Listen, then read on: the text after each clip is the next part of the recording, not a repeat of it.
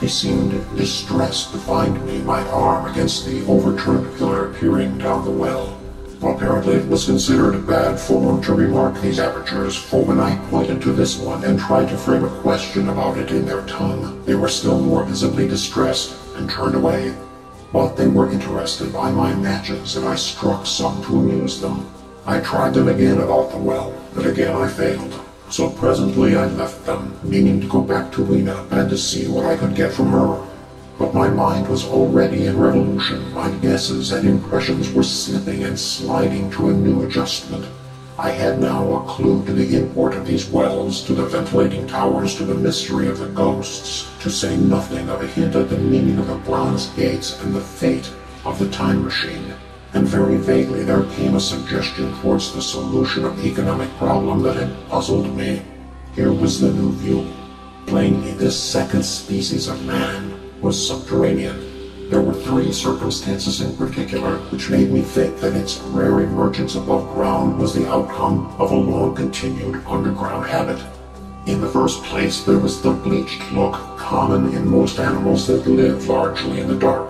The white fish of the Kentucky caves, for instance. Then those large eyes with that capacity for reflecting light are common features of nocturnal things, witness the owl and the cat.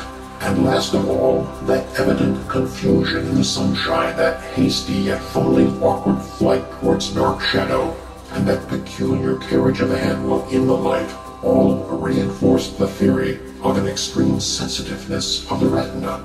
Beneath my feet, then, the earth must be tunneled enormously, and these tunnelings were the habitat of the new race. The presence of ventilating shafts and wells along the hill slopes, everywhere in fact, except along the river valley, showed how universal were its ramifications.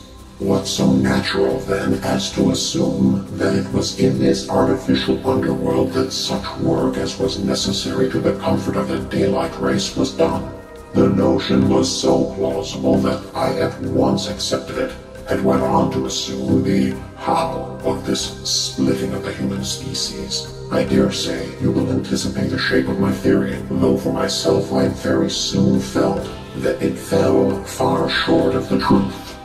At first, proceeding from the problems of our own age, it seemed clear as daylight to me that the gradual widening of the present merely temporary and social difference between the capitalist and the laborer was the key to the whole position. No doubt it will seem grotesque enough to you, and wildly incredible, and yet even now there are existing circumstances to point that way. There is a tendency to utilize underground space for the less ornamental purposes of civilization. There is the Metropolitan Railway in London, for instance. There are new electric railways. There are subways. There are underground workrooms and restaurants, and they increase and multiply. Evidently, I thought, this tendency had increased till industry had gradually lost its birthright in the sky.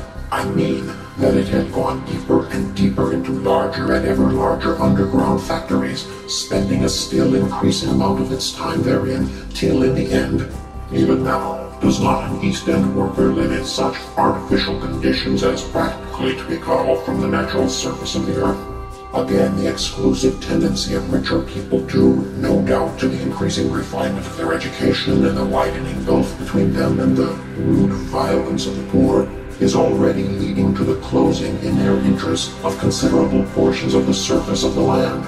About London, for instance, perhaps half the prettier country is shut in against intrusion, and this same widening gulf, which is due to the length and expense of the higher educational process and the increased facilities for and temptations towards refined habits on the part of the rich, will make that exchange between class and class, that promotion by intermarriage which at present retards the splitting of our species along the lines of social stratification, less and less frequent.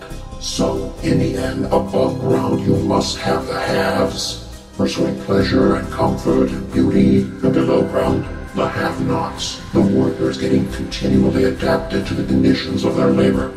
Once they were there, they would no doubt have to pay rent, and not a little of it, for the ventilation of their caverns. And if they refused, they would starve or be suffocated for arrears.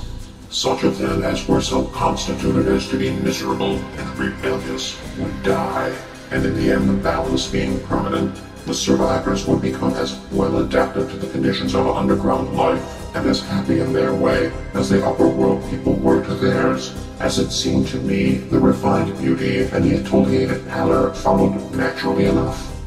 The great triumph of humanity I had dreamed of took a different shape in my mind. It had been no such triumph of moral education and a general cooperation as I had imagined. Instead, I saw a real aristocracy, armed with a perfected science and working to a logical conclusion the industrial system of today. Its triumph had not been simply a triumph over nature, but a triumph over nature and the fellow man. This, I must warn you, was my theory at the time. I had no convenience surrounding the pattern of the utopian books. My explanation may be absolutely wrong. I still think it is the most plausible one. But even on this supposition, the balanced civilization that was at last attained must have long since passed its zenith, and was not far fallen into decay. The too perfect security of the upper worlders had led them to a slow movement of degeneration, to a general dwindling in size, strength, and intelligence. That I could see clearly enough already. What had happened to the undergrounders I did not yet suspect, but from what I had seen of the Morlocks, that by the way was the name by which these creatures were called, I could imagine that the modification of the human type was even far more profound than among the Eloi, the beautiful race that I already knew. Then came troublesome doubts. Why had the Morlocks taken my time machine? For I felt sure it was they who had taken it. Why, too, if the Eloi were masters, could they not restore the machine to me? And why were they so terribly afraid of the dark? I proceeded, as I have said, to question Weena about this underworld, but here again I was disappointed. At first, she would not understand my questions, and presently she refused to answer them. She shivered, as though the topic was unendurable, and when I pressed her, perhaps a little harshly, she burst into tears. They were the only tears, except my own, I ever saw in that golden age. When I saw them, I ceased abruptly to trouble about the Morlocks, and was only concerned in banishing these signs of a human inheritance from Weena's eyes. And very soon, she was smiling and clapping her hands, while I solemnly burned a match.